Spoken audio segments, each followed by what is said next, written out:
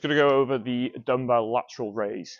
So picked up a few different cues and teaching points on this exercise. So I just wanted to update it, get everyone onto the same page, whether you're online or an in-person client of mine. So very, very simple exercise. I think everyone's done some form of lateral raise, whether they've done classes or just gone to the gym with a friend, whatever. So it is a very simple movement. Most of us are just used to it. But there's a couple things I want to throw in for you to think about that should improve the reps. So first things first is posture. So how we're going to manage our weight. I like to think about retracting the shoulder blades, keeping the chest tall, and then from here just almost sort of sitting my weight into my knees and hips. So I'm not just trying to stand sort of like bent over or curled over. I've just got a good posture, and pinning the shoulder blades back is going to be important for taking the traps out of the movement. So if my shoulders start rising up, my traps get involved, and we want to avoid that. So chest's going to stay tall.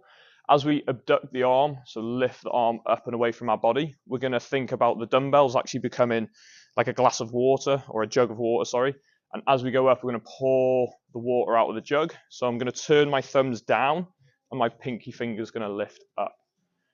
The fact that I'm internally rotating, so turning my thumbs down, is going to help specifically the area of the delt we're trying to target, so the lateral, the medial head, lift this bone here. So it attaches from this bone up to our shoulder joint, and that's what's responsible for lifting the bone.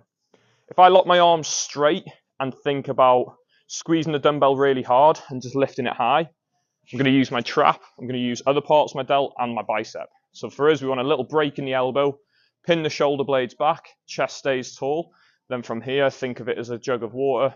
I'm just pouring out as I lift my arm up. So the twist doesn't happen up at the top like this.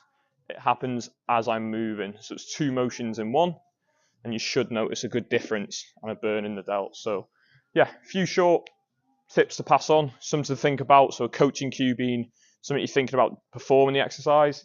An instruction would be how to stand, how your chest stays tall. A cue is something that every rep I want you thinking I'm pouring water out of a jug and back down.